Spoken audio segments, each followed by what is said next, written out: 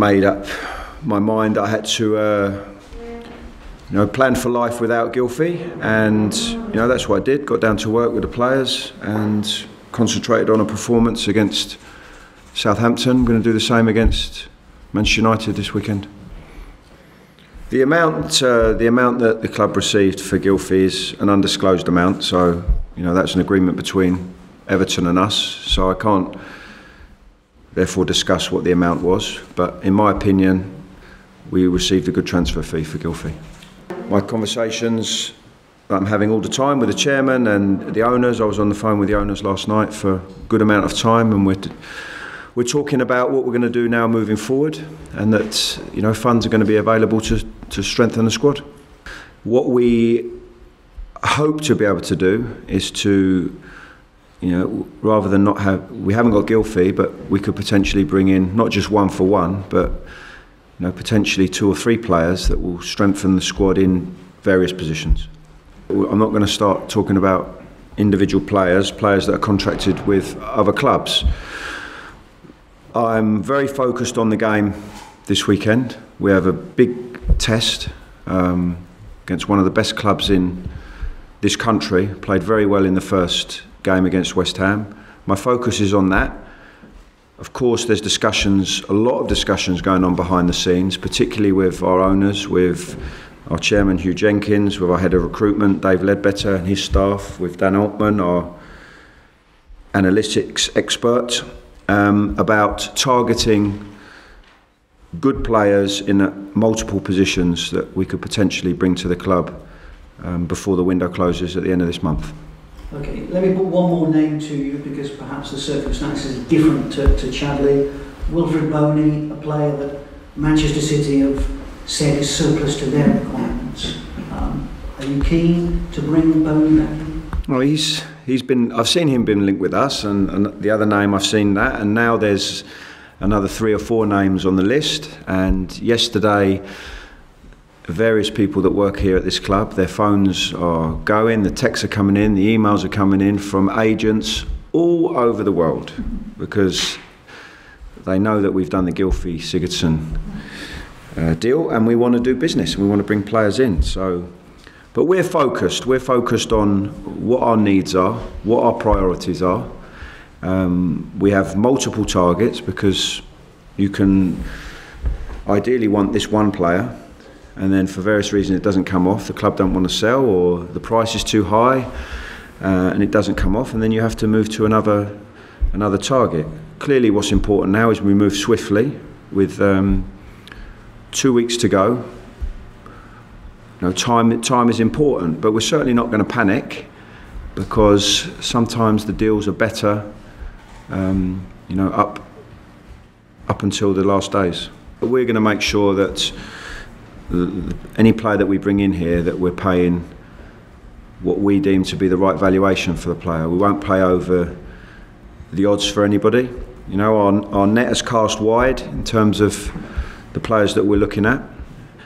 And the way the market is now, particularly with British players, sometimes you have to look elsewhere to get good value for the funds that you have available. I accept that if we potentially close our window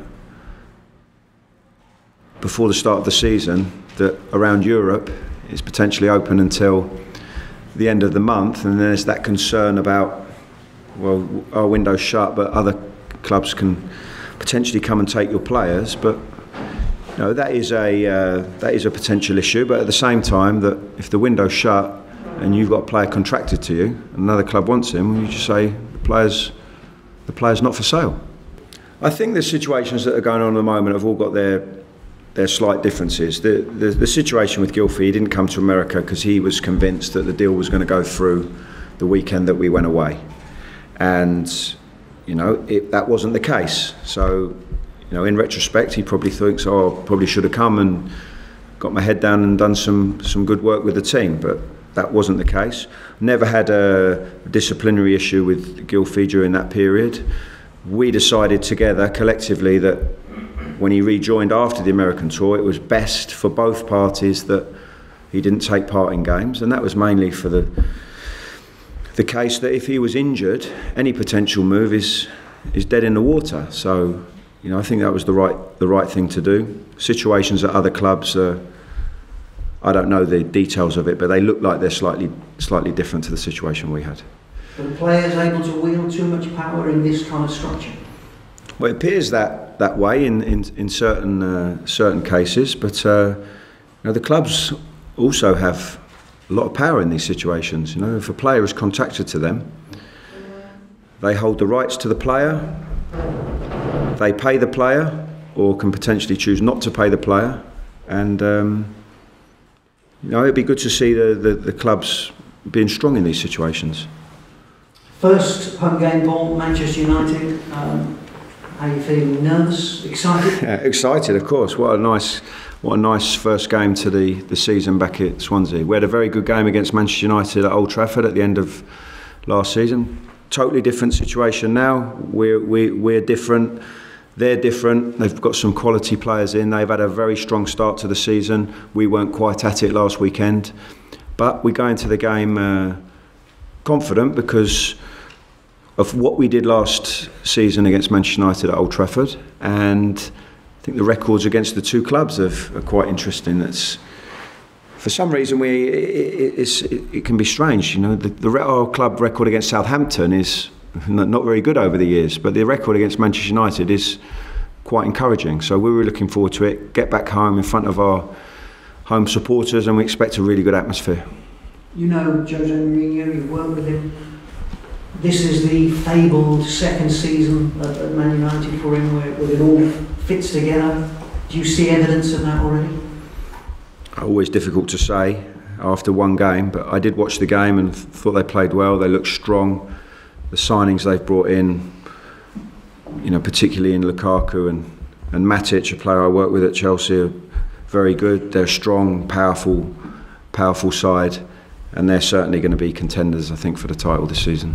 Were you surprised Chelsea let Matic go to Man United? Yeah, I was. I was surprised. I was actually there at Chelsea the first time that Chelsea sold Matic. He wasn't playing so regularly, so he went to Benfica, did really well. Chelsea brought him back. Was instrumental in the title-winning season last season. So yeah, it was a surprise signing. Lukaku wasn't there coming through in Europe? No, I'd left when he came in. What do you make of his start to the season? Yeah, very good. You know, scoring pre-season games. He's straight away scored 2 at Old Trafford. You know, he's a real all-round centre forward. He's, you know, good with his back to goal. He can attack crosses. He's got pace to run in behind. He can finish with both feet and his head. One of the best strikers in the world at the moment. In terms of your own squad fitness, too soon for Llorente? Too soon. He has rejoined group training. You can see he's a little bit uncomfortable at the moment. You know, he's lost some strength and power in his upper body with where the arm was, you know, immobilised for a number of weeks. So he's just getting the range back in that again. He's using the water. He's in the gym, but he has rejoined training, and we're looking at it day by day. So it's difficult for me to say. It's not this weekend. Next week we've got a midweek game in the League Cup. I think that will also be difficult. We'll have to see if he's okay for next weekend. How do you feel Tammy Abraham did last week? And given that he's such a young, raw player at Premier League level, how does he go about troubling Manchester United? Yeah, well, how did he do? I think he did okay. It was, you know, we had to make some tactical changes in the game that probably didn't help him. For long periods, we were with just one striker through the middle, and that's never easy, especially when it's your first full game in the Premier League. You're playing up against 2 central defenders, and you're not getting a lot of help and a lot of good service. I think he was a little bit frustrated with his own hold-up play. Had our best 2 chances of the game. A header that he directed over the bar, and also another effort that was actually blocked by the defender, but a lovely turn in the box where he was able to get a shot off. So he's doing well, he's settled really well, he's contributing a lot in training, working hard at his game, and you know, I do believe that he's going to score goals for this club. Good. Thanks, Paul, was the game at Southampton last week a bit of a... Did it set the alarm bells ringing that the Sigurdsson deal needed to be done quickly? because you appear to look back sometimes at your bench, and I mean, there wasn't a lot that you could do to change things. You see what I'm getting at? Yeah, no, I wasn't looking back at the bench and sort of scratching my head and thinking, oh God, this is not very good. I thought I had good players on the bench. I was looking back more to see, what I could potentially do tactically in the game. And you saw that I changed shape once, and then in the last 10 minutes I changed it again. So they're the thoughts that are going on during a game. I'm never thinking about, oh, I wish I had this player here or that player. That doesn't happen during a game. That happens, after.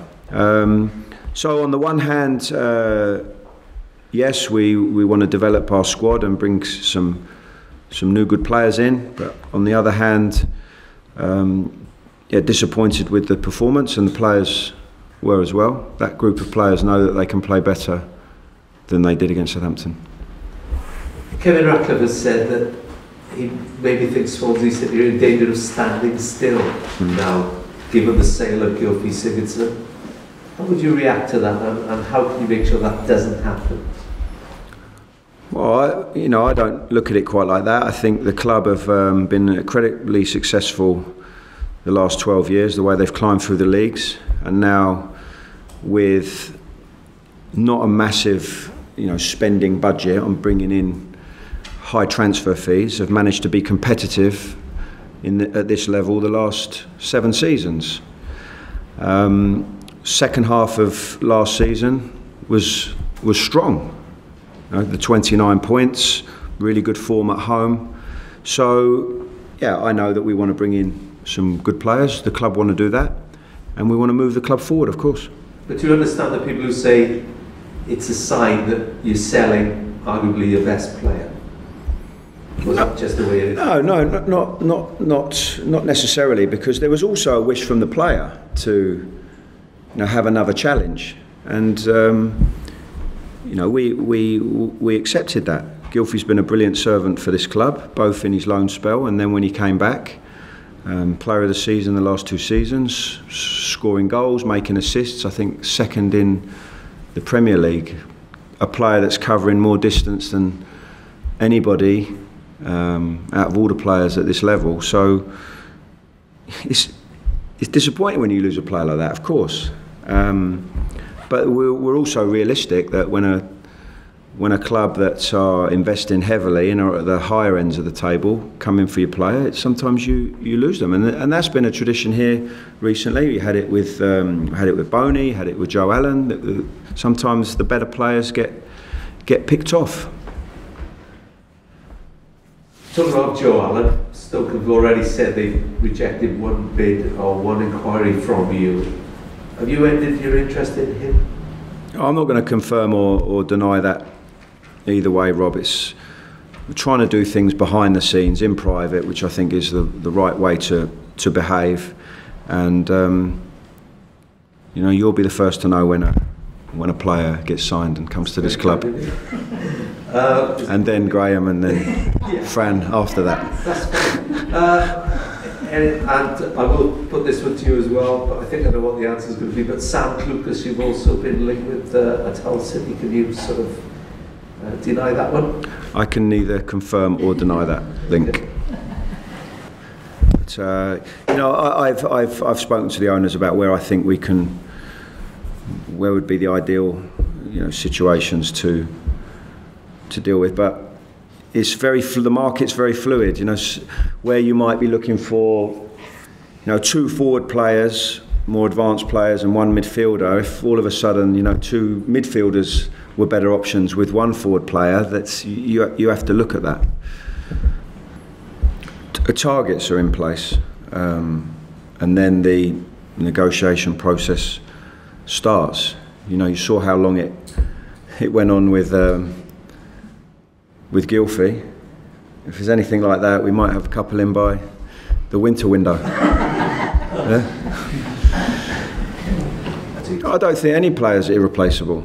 I don't. I think he was a really good player for us, and we're going to try and do not a 1-for-1, but maybe 2 players for 1 player. You time the deal correctly, that if another club actually wants to move a player on, and you time it right, you can get the value that you think's acceptable. You know, my short experience of being a head coach in the Premier League is every game's a massive test, you know, and you have to be at 100% in all areas to get a good result in this league. You know, we showed that we went to Liverpool and got a really good result. We went to Old Trafford and got a good result. But at the same time, we've gone to West Ham and Watford and Bournemouth and not got good results, because you have to be so focused, and that's what we're going to need on Saturday. My message would be that the club wants to move forward. We want to improve our playing squad. We want to improve our style. We want to win more games. We believe that with the funds that we have available, we can strengthen the squad and end up being a better team. Yeah, possibly, but I always thought we had good team ethic. You know, it's part of our identity and our culture here that the spirit is good, and Gylfi was very much a part of that. And you know, the way he played the game and the way he trained so hard, and the physical statistics prove that he's a hard-working player and he's a team player. And that's the most important thing, that when we recruit someone, he's going to be there. You know, technically, you have to be technically good, you've got to be physically good to play at this level, but most important for us, that someone that understands that the team is more important. We don't have superstars here, we have players that fit into a culture and everyone gives their best for each other. Yeah, absolutely. But the squad you've already got at the moment, you know, despite other players coming in, sometimes when you've got a player that's as talismanic as that, some personalities or some players can get a bit overshadowed, not deliberately, because the player involved is a great player, but you know, could this be an opportunity for some of the existing squad you've got now? Well, during this period, yes. We've got the squad we've got at the moment. They had opportunity against Southampton. We've got the players we have going into the game against Manchester United. So, you know, Gylfi was a regular starter last season. He's not here now, so there's a place for another player to step into. Is there anybody in particular who you'd like to see really take up some of that slack? Anybody sort of, you know, that you feel? Everybody. You want everybody in your squad to feel like they have the opportunity to contribute, and when they get the opportunity, they play at a high level and they play, you know, very close to their potential. That's what you want for all your players. We were talking to Leroy yesterday, and he was saying that he felt that he does have an extra responsibility now to step up because Gylfi has gone. He's aware of that gap and welcomes the challenge. Have the players had those sort of discussions that they feel that they've got a collective responsibility to fill that gap? I don't know, Fran, maybe. If they have, that's good. You know, you want leadership in your dressing room. You want players stepping up to the plate, taking responsibility. And, you know, we've got a good dressing room, good professionals, want to improve, want to get better. And, let's hope that they do, everybody, collectively, step up their game. You talked about potentially bringing 2 or 3 other players in. Do you anticipate any other players being sold?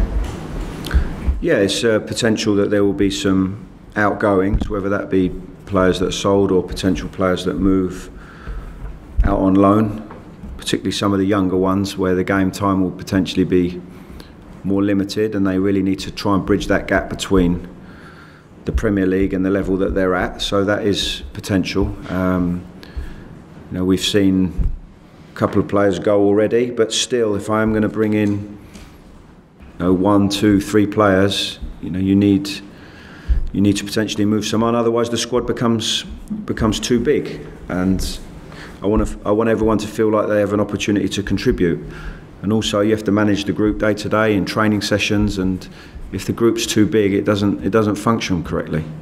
When it comes down to the practicalities, you know, the pounds and pence as well, bearing in mind, I know you're not going to share with us, but the players you've got in mind you would like to bring in, is there a necessity for other players to be sold to allow that to happen? No, that's not the case. The funds generated from the sale of Gylfi are going to provide us with some finances to do this business we need to do in the next couple of weeks.